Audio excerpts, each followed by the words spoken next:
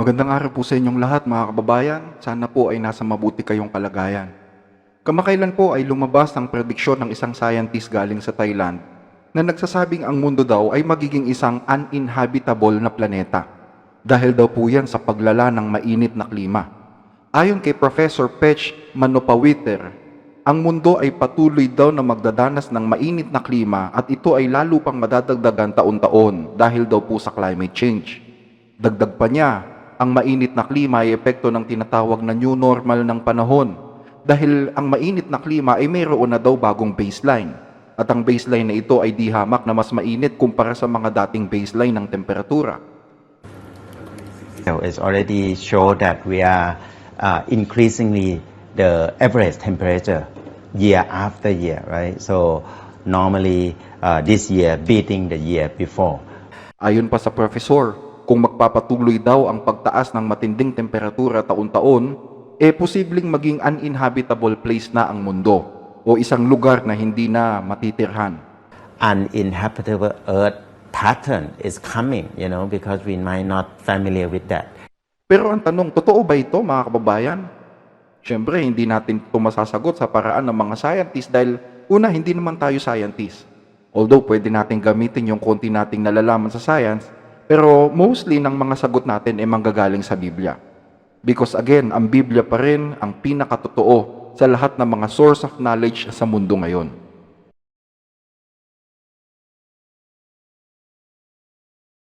Ang numero unong sinisisi ng mga scientists sa patinding-patinding init ng temperatura ay ang nangyayaring climate change ngayon sa mundo, na di umano ay epekto ng greenhouse gas sa atmosphere ng Earth.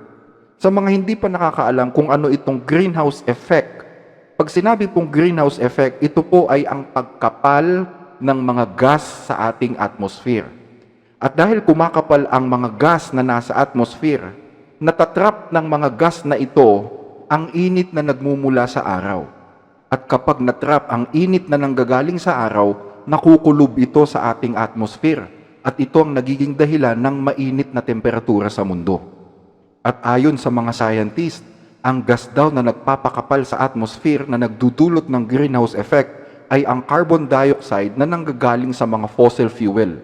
Ang mga fossil fuel ay mga natural resources na sinusunog ng mga tao tulad ng uling, ng langis at ng mga natural gas. So sa madaling salita, yung mga basic na pinanggagalingan ng enerhiya natin gaya ng mga kuryente, ng sasakyan, ng mga pabrika, ng power plants, lahat po yan ay nagmumula sa mga fossil fuel na nagkukos ng makapal na carbon dioxide sa atmosphere. And again, kapag makapal ang carbon dioxide sa atmosphere, nagdudulot po yan ng greenhouse effect sa mundo. At ang greenhouse effect naman ang siyang nagkukos ng climate change. Yan po yung paniniwala ng ilang mga scientists, mga kababayan.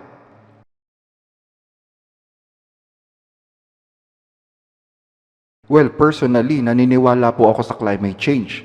Pero ang hindi ko po pinapaniwalaan is yung sinasabi nila na ang mga fossil fuel ang major contributor ng greenhouse at climate change, mga kababayan. Hindi po ako naniniwala dyan. Bakit? Dahil ang sabi po sa Biblia, ganito po, sa aklat ng Genesis chapter 1 verse 28, ito po'y sa Amplified Version. And God blessed them and said to them, Be fruitful and multiply, and fill the earth, and subdue it, using all its vast resources in the service of God and man, and have dominion over the fish of the sea, the birds of the air, and over every living creature that moves upon the earth. So, ang isa sa mga pribilehiyo na ibinigay ng Diyos na manlalalang ng mundo sa mga tao ay ang isubdue ang mundo. Pag sinabing isubdue, that is to use all its vast resources in the service of God and man. So, yung Diyos na lumalang, payag siya na gamitin natin ang mga natural resources ng mundo para pakinabangan. And siguro naman, hindi siya papayag na gamitin natin yan kung alam niyang magkukos yan ng climate change na sisira sa mga tao. Tama? Isipin ninyo mga kababayan. Ang Diyos na nakakaalam ng kahinaan at kalakasan ng kalikasan ng mundo, dahil siya nga ang gumawa niyan, the mere fact na pinayagan niya ang mga tao na gamitin ang mayamang natural resources ng mundo, kasama na yung mga fossil fuel, Meaning, alam niya na hindi ito magkukos ng masamang epekto sa mga tao. Tama? So, hindi ako naniniwala na ang mga fossil fuel ang nagkukos ng climate change, mga kababayan.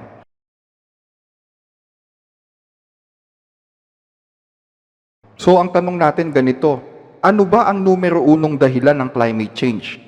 Maiiwasan ba natin ito? Well, dun sa tanong na maiiwasan ba natin ito, hindi po ako naniniwala, mga kababayan, na maiiwasan pa natin ang climate change. Sa pagbabasa ko ng Biblia, nakita ko na hindi na natin maiiwasan ito.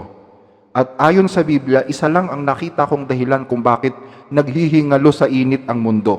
At hindi lang sa init, kundi sa iba't ibang mga sakuna na nangyayari ngayon. Alam niyo ba kung ano sabi ng Biblia? Pakinggan ninyo dito sa Genesis chapter 3 verse 17 sa Douay-Rheims version. And to Adam he said, because thou hast hearkened to the voice of thy wife, and hast eaten of the tree, whereof I commanded thee that thou should not eat, cursed is the earth in thy work. With labor and toil shalt thou eat thereof all the days in thy life. Dahil sa pagpasok ng kasalanan ni Adan sa mundo, ang sabi ng Diyos, cursed is the earth in thy work. Sa Tagalog, sumpain ang earth dahil sa ginawa mo. So dahil si Adan ay hindi nakinig sa utos ng Diyos, sa halip ay sinunod niya yung utos ng tao, yung utos ng kanyang asawa, isinailalim ng Diyos ang buong mundo sa isang sumpa.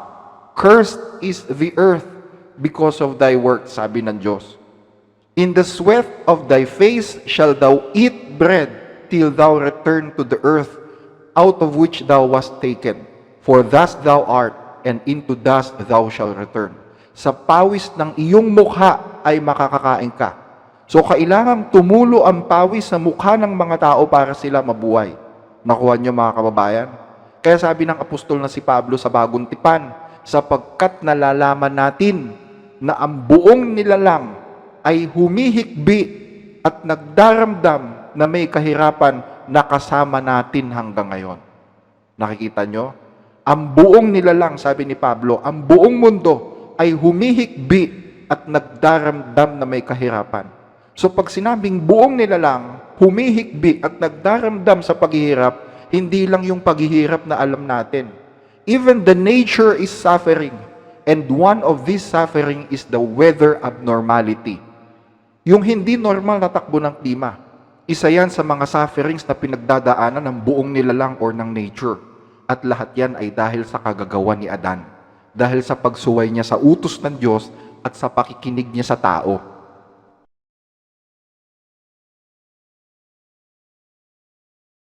So the first climate change was happened when Adam sinned against God. Ang unang-unang climate change ay naganap nung si Adan ay magkasala sa Diyos. Kasi nung si Adan hindi pa nagkakasala, lahat ng bagay sa mundo balance eh. Nasa ayos eh. Pati ang klima nasa ayos. So nung sabihin ng Diyos, sumpain ang mundo dahil sa'yo, hindi lang ang mga tao o ang mga hayop o ang mga halaman ang nakaranas ng sumpang ito. Lahat ng bagay na nandito sa mundo, even the climate itself suffered from that curse. So the first climate change was happened when Adam sinned against God, nung siya'y magkasala sa Diyos. Para siya mabuhay, kailangan siyang magpawis. Tinik at mga dawag ang ibubunga ng lupa para sa kanya. So nagpapakita ito ng mainit na klima ng mundo nung siya'y palayasin sa hardin ng Eden. Nakita niyo, mga kababayan?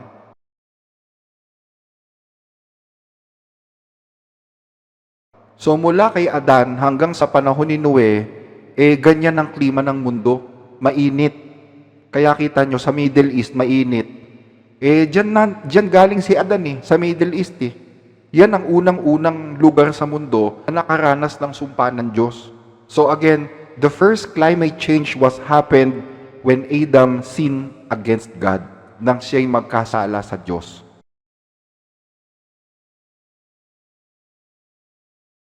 So nung tumitindi na ang kasalanan ng mundo sa panahon ni Noe, meron na namang climate change na nangyari, mga kababayan. Ito, pakinggan ninyo Sa Genesis chapter 7 verse 11, sa ika-6 na raang taon ng buhay ni Noe, sa ika-17 araw ng ikalawang buwan ng araw na iyon, umapaw ang lahat ng bukal mula sa malalaking kalaliman at ang mga bintana ng langit ay nabuksan.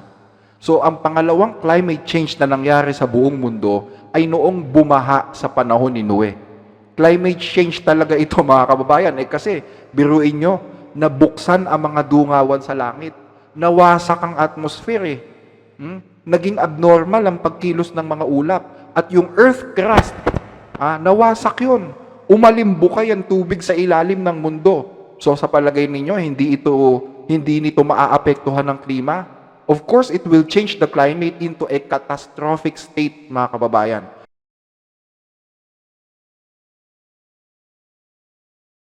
Actually, hindi lang yung klima ang nagbago. Pati yung ayos ng mundo nagbago din dahil dun sa dilubyo ng panahon ni Noe. Ito, pakinggan ninyo Sa Amplified Version pa rin, Psalms 104 verse 7 to 9. And your rebuke they fled. At the voice of your thunder they hastened away. The mountains rose, the valleys sunk down to the place which you appointed for them. You have set a boundary for the waters which they may not pass over, that they turn not again to deluge the earth. So nung magkaroon ng dilubyo sa earth, ang sabi ng Biblia, ang mga bundok, umangat, nabuo yung mga bundok. Nagkaroon ng mga bundok na biglang lumitaw. Tapos yung mga valleys, lumubog. Nakita nyo? So sa madaling salita, nagkaroon ng pagbabago sa topografiya o sa geography ng mundo, mga kababayan. Kaya nakakasiguro tayo na nung panahon na yon, nagkaroon ng pagbabago sa mga kontinente ng mundo. At dyan sa pagbabago na yan, sa palagay nyo, hindi apektado ang klima? Of course it will. Ang geographical setting ng mundo, nakaka-apekto din yan sa klima Kapag mababa ang lupa, madaling binabaha, di ba? Kapag mabundok naman, may panangga sa sikat ng araw, pero delikado naman sa baha at landslide pag may bagyo. So the Earth's geographical setting affects the weather. Tama. In short, yung nangyaring baha sa mundo sa panahon ni Noe, nagkaroon siya ng long-lasting effect dahil dun sa pagbabago ng topografiya o ng mga kontinente. So that's the second climate change, mga kababayan.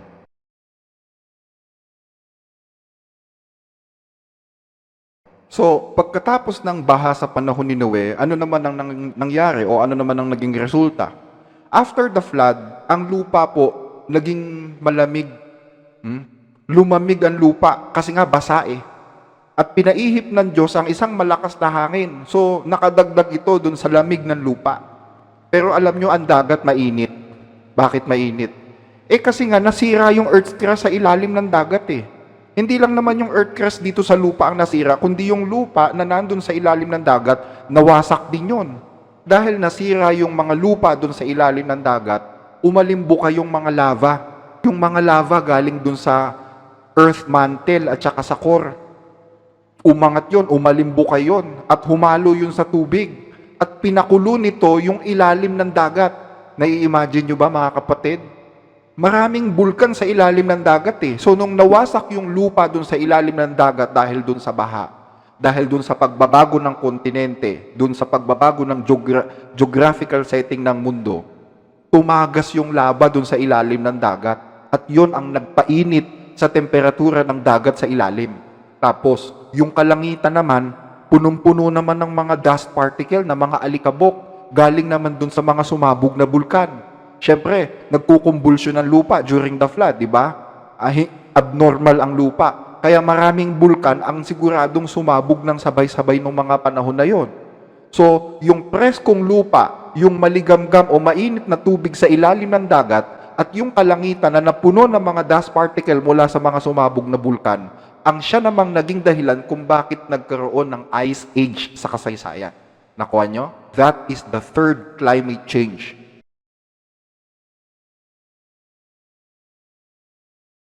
Akala kasi nung iba, napakaganda ng mundo nung bumaba si Noe dun sa kanyang arko. Akala nung iba, maganda ang mundo pagkatapos ng baha. No. Naging abnormal ang klima ng mundo dahil sa baha. So it will take time para bumalik sa normal yon. Hindi agad-agad babalik sa normal yon. Matindi yung catastrophe na dinala ng baha nung panahon ni Noe. Nagkumbulsyon ang mundo, kumbaga. Kaya it will take enormous time para bumalik yan sa normal. So after the flood, yung malamig na lupa, yung mainit na tubig dagat, at hindi normal na atmosphere dahil sa mga dust particle ng mga sumabog na bulkan, ang siyang naging dahilan o nagdulot ng ice age sa mundo?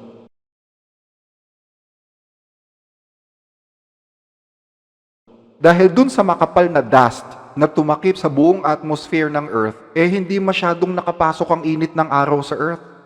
Nakita nyo? Hindi masyadong nakapasok yung init ng araw. Bakit? Kasi punong-puno ng mga dust galing sa bulkan yung atmosphere. So dahil hindi nakapasok yung init ng araw doon sa loob ng atmosphere, dahil doon sa mga nag-overlap na mga particles doon, ang nangyari, walang init na pumasok sa loob ng Earth. Ang Earth malamig. Sa mahabang panahon na pinupuno ng mga dust particles ang atmosphere, na matagal na panahon yan hindi yan agad nag-subside hindi agad nawala yung mga dust na yan sa atmosphere So, sa loob ng mahabang panahon na yon na walang init na pumapasok sa loob ng mundo, ano sa palagay nyo mangyayari? Siyempre, ang mundo sa loob ng mahabang panahon malamig hanggang sa magyelo. Ganyan yan mga kababayan. Yun yung tinatawag nating ice age. And that's the third climate change na nangyari sa mundo.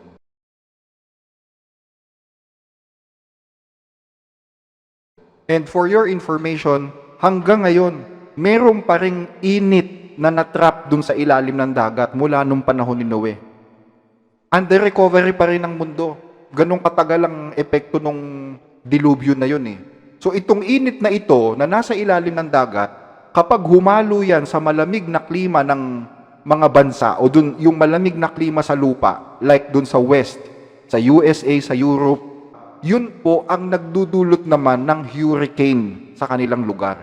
Kaya kita nyo, ang madalas atakihin ng mga hurricane is yung mga malalamig na bansa like USA, di ba?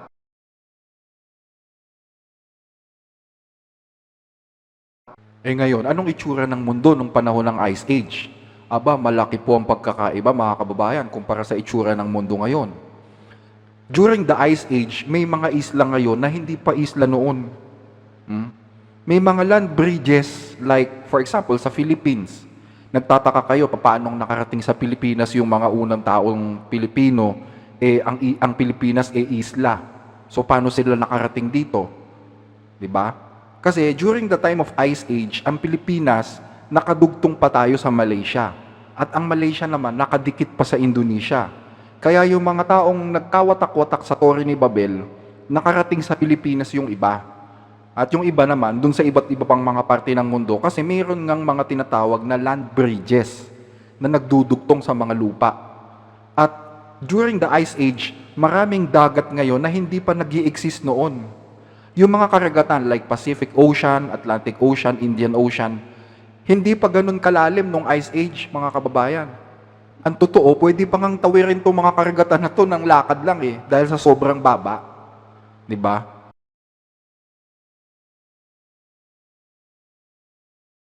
So, after 500 years, eto na, unti-unti nang nahahawi yung mga dust particles sa atmosphere. Unti-unti nang nagno-normalize ang klima. Kaya yung init ng araw, nagpe-penetrate na sa mundo. At dahil doon sa init ng araw, natutunaw na yung mga yelo, unti-unti nang natutunaw. So, ito yung panahon na malapit ng tawagin ng Diyos si Abraham. Nung pinanganak si Abraham, patapos ng Ice Age. So, nung matunaw na yung yelo ng Ice Age, umangat ang water level sa mga dagat at sa mga karagatan at sa mga ilog. Maraming land bridges ang gumuho dahil sa pagtaas ng tubig, gaya sa Pilipinas. Yung lupa na nag-uugnay sa atin sa Malaysia, gumuho yun at nagkaroon ng dagat sa pagitan ng Malaysia at Philippines. So, ganun din yung nangyari sa iba pang panig ng mundo. Again, this was the time na si Abraham ay maglalakbay na papuntang Kanaan, mga kababayan. So, yung Ice Age, tumagal po yan ng halos 500 taon ayon sa mga scientists. Hanggang sa unti-unting bumalik ang normal na init ng mundo. Hindi natin alam kung gaano kainit ang mundo before the flood. Pero pabalik ulit tayo doon. Kumbaga, nagre-recover ang mundo pabalik sa dati niyang klima. Natunaw na ang lahat ng yelo nung panahon ng Ice Age dahil dun sa pagno-normalize ng init sa mundo. Ang natitira na lang ng mga yelo dito sa Earth is yung nasa North and South Pole. Ang kinakatakot ng mga scientists is kapag lumala ang init o pag sumobra ang init ng husto, baka pati yung mga yelo sa North Pole at saka sa South Pole, matunaw din. At yung level ng tubig dagat tumaas na maging dahilan naman ng paglubog ng ilang mga cities at ng mga isla sa mundo. So yan ang kinakatakot ng mga siyentipiko.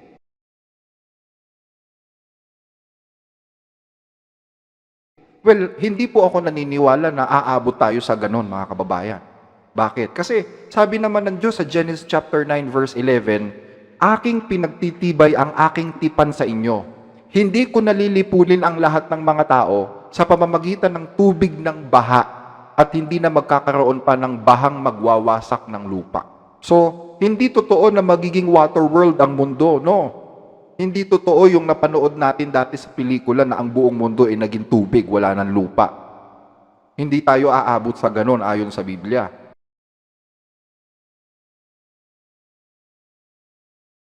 Pero hindi ibig sabihin, magiging stable ang init, mga kababayan, yung hihinto yung pag-init ng araw, no? Habang tumatagal, lalo pang iinit ang klima, hanggang sa makabalik tayo doon sa init ng klima noong panahon ni Adan, nung siya'y magkasala. So, ibig sabihin, yung init na nararamdaman natin ngayon, hindi pa ganun kainit yon.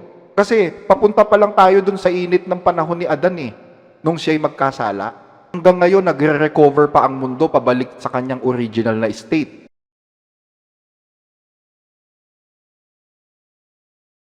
Ang problema lang, kapag naabot na natin yung level ng original na init ng mundo noong panahon ni Adan, ang mga tao sobrang sama na rin sa mga panahon na yon. Hindi lang yung klima ang bumabalik sa original, pati ang mga tao bumabalik doon sa kung gaano kasama ang mga tao noong panahon ni Noe. Ito, pakinggan ninyo yung sinabi ng Panginoong Jesus. At kung paano ang mga araw ni Noe, gayon din naman ang pagparito ng anak ng tao. Sapagkat gaya ng mga araw bago nagkagunaw, sila'y nagsisikain at nagsisiinom, at nag-aasawa at pinapag-aasawa hanggang sa araw na pumasok si Noe sa daong. At hindi nila nalalaman hanggang sa dumating ang paggunaw, at sila'y tinangay na lahat. Gayon din naman ang pagparito ng anak ng tao. So, hindi lang yung panahon ang nagbabalik sa kanyang original state, kundi yung kasamaan ng mga tao, bumabalik din dun sa tulad ng panahon ni Noe. At kapag ang mga tao naging katulad ulit ng kasing sama nung panahon ni Noe, sa palagay nyo mananahimik ang Diyos? Siyempre hindi. Magbubuhos na naman siya ng parusa, and that's the 7 last plagues, yung huling 7 salot ng Diyos.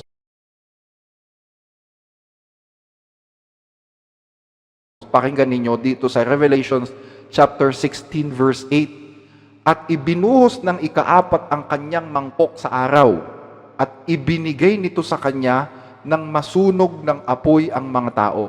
At nasunog ang mga tao sa matinding init, at sila'y namusong sa pangalan ng Diyos na may kapangyarihan sa mga salot na ito, at hindi sila nagsisi upang siya'y luwalhatiin. Aba, so pag ang mga tao naging kasing sama uli ng panahon ni Noe, dun ibubuhos naman ng Diyos yung kanyang 7 huling salot, the 7 last plagues, the great revelation, mga kababayan. At dito sa ika-4 na salot, alam nyo, napakatindi nito. Yan yung time na kaliwat kanan ng sunog. Yan yung time na makakakita ka ng bahay na bigla na lang magliliyab dahil sa matinding init. Yan yung time na makakakita ka ng tao at ng hayop na bigla na lang hahandusay dahil sa heat stroke. Yan yung time na makakakita ka ng tao na nalulusaw ang laman dahil sa init. At yan po yung pang-5 climate change na magaganap sa mundo. So again, the first climate change was happened when Adam sinned. And then the second climate change happened during the time of the flood, nung panahon ni Noe. The third climate change was happened nung Ice Age. The fourth climate change is yung nararanasan natin ngayon, yung pagbabalik ng mundo sa kanyang original na init nung si Adan is magkasala. The fifth climate change, ito yung matindi. Yan yung susunugin ng araw ang mga tao, yung ika-4 na salot. Kaya yung sinasabi ni Professor Manu Pawiter kanina, possible po yun Kasi alam nyo, itong ika-4 na salot, napakainit na nito.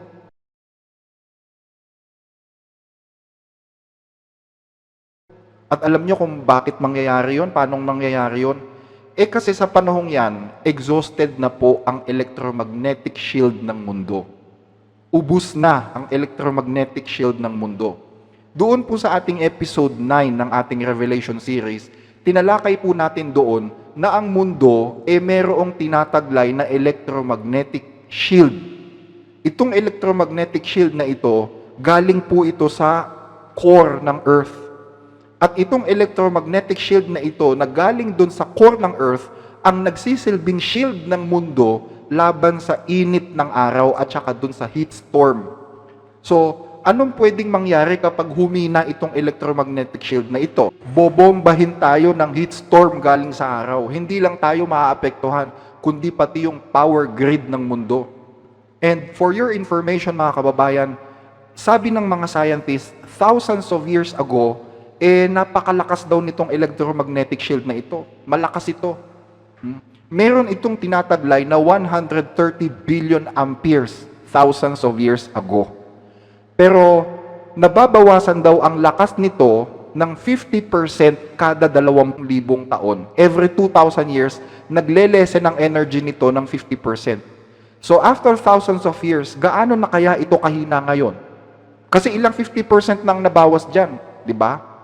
So, lalo pa itong hihina bago dumating si Kristo. Kaya siguro mas lalong lalakas ang impact ng kapangyarihan ng araw, yung ika-4 na salot, dahil sa time na yon, wala nang panangga ang mundo sa heat wave ng araw. Nakukuha nyo mga kababayan yung ibig ko sabihin?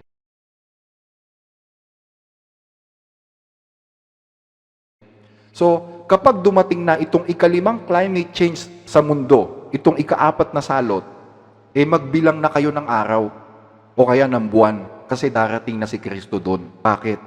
Kasi gaya nga ng sinabi ng ating Panginoong Jesus, hindi pwedeng magtagal ang mga salot na ito o itong Great Tribulation kasi tiyak mauubos ang tao. Sabi ng Panginoong Jesus sa Mateo 24:22, at malibang paikliin ang mga araw na yon, ay walang lamang makakaligtas. Datapwat dahil sa mga hirang ay paiikliin ang mga araw na yon. So yung kinakatakutan nilang pagbaha, yung pagkatunaw ng yelo sa North and South Pole, we are not setting aside the possibility na tumaas ang sea level dahil sa pagkatunaw ng mga yelo during the fourth plague at lumubog yung ilang mga isla at ilang mga bayan sa mundo. Pero hindi po buong mundo apektado dito mga kababayan. Posible na may mga bansang matira pa na dadatnan si Kristo at doon sa mga bansang ito, nandoon po yung mga natitirang lingkod ng Diyos na hindi sumamba doon sa halimaw na Antikristo.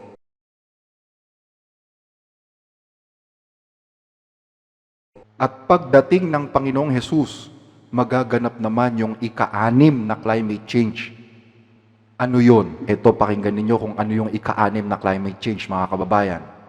Dito sa 2 Pedro 3:10, datapwat darating ang araw ng Panginoon na gaya ng magnanakaw, na ang sangkalangitan sa araw na iyan ay mapaparam na kasabay ng malaking ugong, at ang mga bagay sa langit ay mapupugnaw sa matinding init, at ang lupa at ang mga gawang nasa lupa ay pawang masusunog.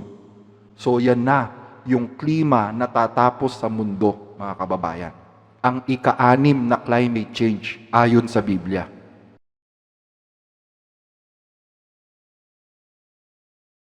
So, ano ibig sabihin nito mga kababayan? Maraming nagsasabi na ang climate change ay gawa ng tao. Kasi daw, abusado daw ang tao sa kalikasan eh. Sa sobrang paggamit ng fossil fuel, naaabuso ang kalikasan, nagkakaroon ng climate change. Pero hindi po mga kababayan. Ang pagbabago sa klima ay parusa ng Diyos dahil sa patuloy na paglayo ng mga tao sa Kanya. Gaya ni Adan, nakikinig tayo sa utos at sa aral ng mga tao. Hindi natin sinusunod yung aral ng Diyos. At sa patuloy nating paggawa ng masama, lumalala ang sumpa sa lupa. Kaya nagtataka kayo, halos karamihan na lang ng nagiging topic ko dito sa vlog natin, parang sabi nung iba, nananakot ako. Hindi po. Dahil ang totoo, wala po talagang magandang mangyayari dito sa mundong ito, maliban yung pagdating ni Kristo. Yun na lang ang tanging magandang mangyayari sa mundo, yung pagdating ni Kristo. Ang tawag ng Biblia doon, mapalad na pag-asa. That is the only good thing na mangyayari sa mundo sa hinaharap. Hindi ako nananakot, yun po ang nakasulat sa Biblia, mga kababayan.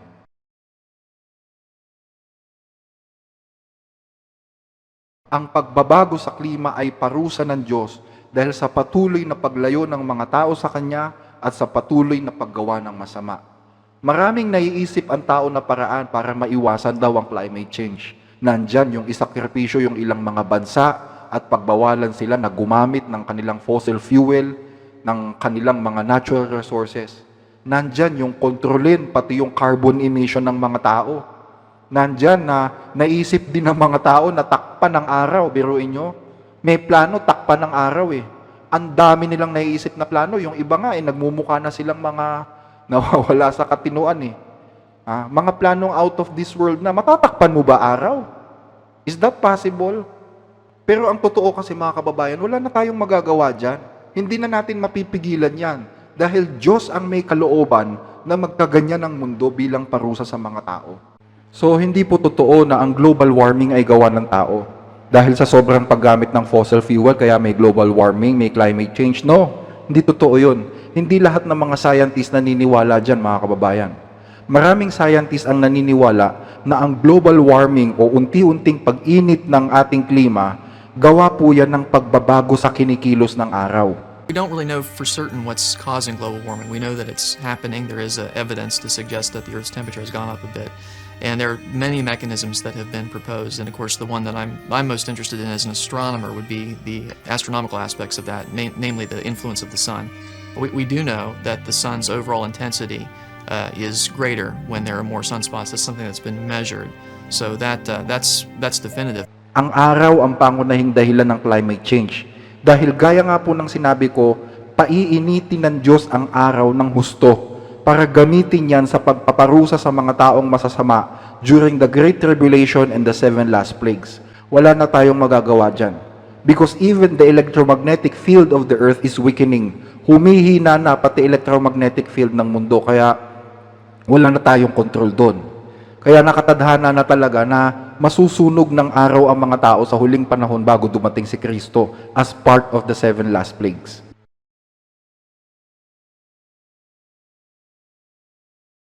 So, baka may magtanong, ibig mo sabihin kapatid, wala nang pag-asa. Meron pa po. Sa mundong ito, wala nang pag-asa. Pero sa Diyos may pag-asa. Ano po yun? Pakinggan ninyo dito sa ikalawang Pedro 3:10 hanggang 13. Yamang ang lahat ng mga bagay na ito ay mapupugnaw ng ganito. Ano ngang anyo ng mga pagkatao ang nararapat sa inyo sa banal na pamumuhay at pagkamaawain, na ating hinihintay at pinakananasa ang pagdating ng kaarawan ng Diyos, na dahil dito'y ang sangkalangitan na nagniningas ay mapupugnaw at ang mga bagay sa langit ay matutunaw sa matinding init. Ngunit ayon sa kanyang pangako, ay naghihintay tayo ng bagong langit at ng bagong lupa na tinatahanan ng katwiran. Yan po ang pag-asa. Yung kanyang pangako na hinihintay ng mga maliligtas, yung bagong langit at yung bagong lupa. Sana pakanasain ninyong makapasok dyan, mga kababayan. Kung mangangarap kayo, ilagay nyo sa pangarap ninyo yung kayo ay palaring makapasok sa bagong langit at sa bagong lupa. Because again, I am telling you, walang magagawa ang tao sa pasamang-pasamang kalagayan ng mundo. Ang tanging pag-asa na lang ay yung ikaw ay isama ni Kristo doon sa lilikhain niyang bagong langit at bagong lupa.